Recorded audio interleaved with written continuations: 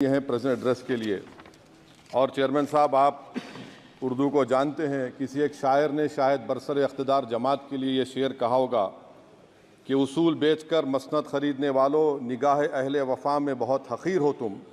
वतन का पास तुम्हें था न होगा कभी कि अपने हिर्स के बंदे हो, बेज़मीर हो तुम। इज़्ज़त नफ्स किसी शख्स की महफूज नहीं, अब तो अपने ही निगहबानों से डर लगता है।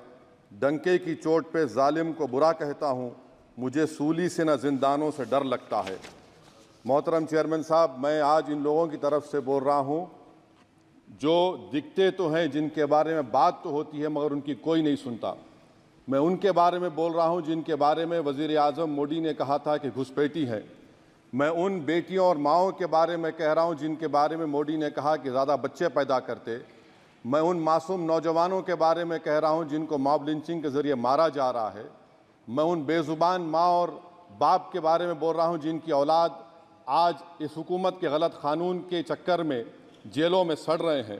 सर, मैं दस्तूर जब इस ऐवान में बन रहा था, संविधान बन रहा था, तो उस वक्त अलहदा वोटर लिस्ट और इंतखाबी रिजर्वेशन की बात आई तो उस वक्त के हमारे फाउंडिंग फादर्स ने, हमारे बुजुर्गों ने, दोनों समुदाय के हिंदू और मुसलमानों ने फैसला किया कि हम इस पर राज़ी नहीं होंगे। बल्कि उन्होंने क्या कहा था हमारे फाउंडिंग फादर्स ने, उन्होंने मुखालिफत की थी अलहदा वोटर लिस्ट की और इंतखाबी रिजर्वेशन की। उन्होंने कहा था, I quote sir, it is the duty of majority community to ensure that minorities are elected in the representative numbers. BJP मुसलमानों की नफरत पर जीतती है और मुसलमानों के नाम निहाद मसीहा मुसलमानों के 90% ज़्यादा वोट हासिल करते हैं, मगर फिर भी इस ऐवान के दरवाजे नहीं खुलते मुसलमानों के लिए और सिर्फ 4% मुसलमान जीत कर आते हैं। सर, संविधान सिर्फ एक किताब नहीं है जिसे चूमा जाए, संविधान एक किताब नहीं है जिसे दिखाया जाए, संविधान एक सिंबल भी है, मगर संविधान एक हमारे बुजुर्गों के ख्वाबों की किताब है।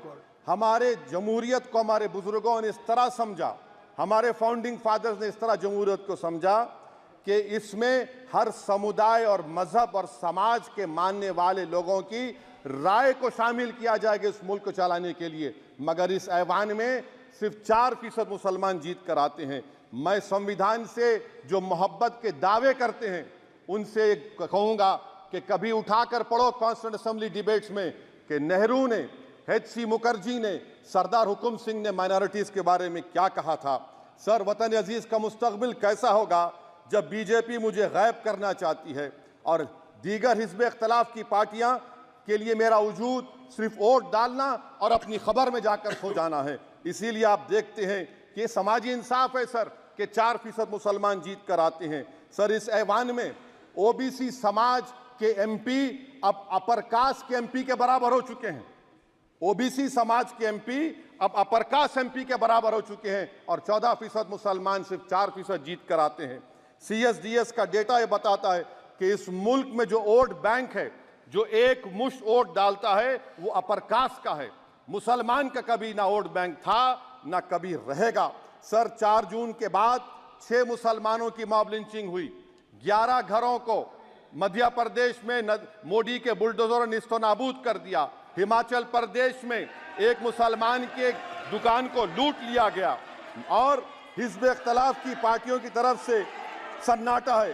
शायद अब वक्त आ चुका है कि लफ्ज़ मुसलमान का नाम लेना भी अब उस पर पाबंदी आयद कर दी जाएगी। सर, मैं ये बात बताना चाह रहा हूँ कि नरेंद्र मोदी को जो मैंडेट मिला है। एक मिनट, आप लोग बैठ जाएं, कृपया आप लोग बैठ जाएं। श्री मनसुख मांडविया जी, आप लोग बैठ जाएं, कृपया माननीय सदस्य बैठ जाएं। श्री मनसुख मांडविया जी, मनसुख मांडविया जी, कृपया आप लोग बैठ जाएं। अपने प्रारंभिक कृपया आप लोग बैठ जाएं। आप लोग बैठ जाएं। माननीय सदस्य ने अपने प्रारंभिक भाषण में जो शब्द प्रयोग करा है उसको ऑथेंटिकेट करा जाए। और अभी उन्होंने उल्लेख करा कि मोदी के बुलडोजर ने वहाँ मॉब लिंचिंग करा है, उसको भी ऑथेंटिकेट करा जाए। निश्चित तौर से इसको ठीक है। उवैसी साहब, जब भी कोई बात नहीं सर, आप चेयर पर बैठे हैं जी, इसलिए आप मंत्री जी को पेट में दर्द हुआ, माशाल्लाह, शुक्रिया उनका। नहीं, तो सर, मैं ये बोल रहा था, जवाबदेही है ये नहीं मंत्री इससे की बुरी जवाब बात क्या है? पेट में दर्द हो सकता है। वो दर्द ये सब ठीक अच्छा, नहीं। दर्द हुआ, चलिए दर्द हुआ, दिल का दर्द हुआ। तो सर, जो नरेंद्र मोदी को मैंडेट मिला है वो सिर्फ और सिर्फ मुसलमानों की नफरत पर और हिंदुत्व की वजह से मिला है। I would like to say it is not Modi's in dock, but every single person voted him despite his anti-Muslim voice. And I would like to tell the opposition parties, this is not a moral victory for you. This is a victory of majoritarianism. Everyone should contemplate and do introspection. Why is it that the OBCs and the upper caste are getting their due representation? Why are the Muslims not getting? Are we here only to vote for you and not to get elected? If that is the case, please tell us that we are only here to vote for you. Sir, आज भारत के आधे नौजवान बेरोजगार हैं और रोजगार की तालाश, बेरोजगारी का आलम यह है सर कि मोदी सरकार के 5 साल में 75 लाख एस्पिरेंट्स की जिंदगी बर्बाद हो गई, 6 पेपर लीक हुआ। बेरोजगारी का आलम यह है सर कि रशिया जा रहे हैं, वहां जाकर अपनी जानों को दे रहे हैं। बेरोजगारी का आलम यह है कि नरेंद्र मोदी रोजगार का कैंप चलाती है नौजवानों के लिए कि तुम इजराइल में जाकर काम करो, उनको कैनन फॉडर बना रही है ताकि फलस्तीनियों की जायदादों को हड़प कर सके।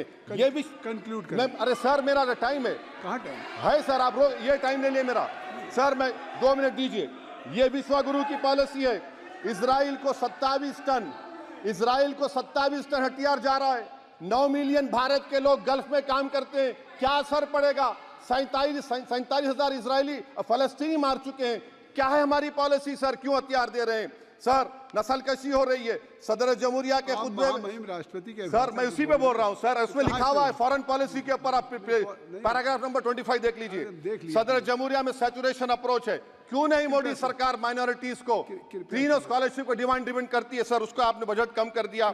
सर, बनारस का बुनकर 18 महीने से मंडी का शिकार है, सूरत और बेंगलुरु जा रहा है। सर, आखिरी बात कंक्लूड कर रहा हूं, आखिरी बात सर, पनून केस में निखिल गुप्ता, मोदी ने कहा था कि हम घर में घुसकर मारा, तो निखिल गुप्ता को किसने ऑर्डर दिया था पनून को मारने का? अगर नहीं दिया तो उसको बचाइए, और अगर दिया नहीं तो फिर उस पर पीएमएलए क्यों नहीं लगाते? और सर समाप्त करो। कमेटी बनाई आपने, उसका क्या हुआ? सर, हम एससीओ को नहीं जा रहे। सर, मैं आपको बता रहा हूं कि मैं अपनी इस तकरीर को टीपू सुल्तान की नजर, सुनिए सर, अब हो गया, खत्म कर रहा हूं सर। मैं अपनी तकरीर को टीपू सुल्तान के नजर कर रहा हूं। ये टीपू सुल्तान की फोटो है। क्या आप इससे भी नफरत करेंगे सर? ये संविधान में टीपू सुल्तान की फोटो है जिस पर वल्लभ भाई पटेल ने साइन किया, श्यामा प्रसाद मुखर्जी ने साइन किया। ये आपकी नफरत है सर। आखिर में मैं अपनी बात को खत्म कर रहा हूं इस शेर पर कि क्या दिन दिखा रही है सियासत की धूप छांव। जो कल सपूत थे वो कपूतों में आ गए, थे इस कदर अजीम के पैरों में ताज थे, इतने हुए जलील के जूतों में आ गए। बहुत बहुत शुक्रिया सर। श्री गौरव गोगोई जी। धन्यवाद सभापति महोदय।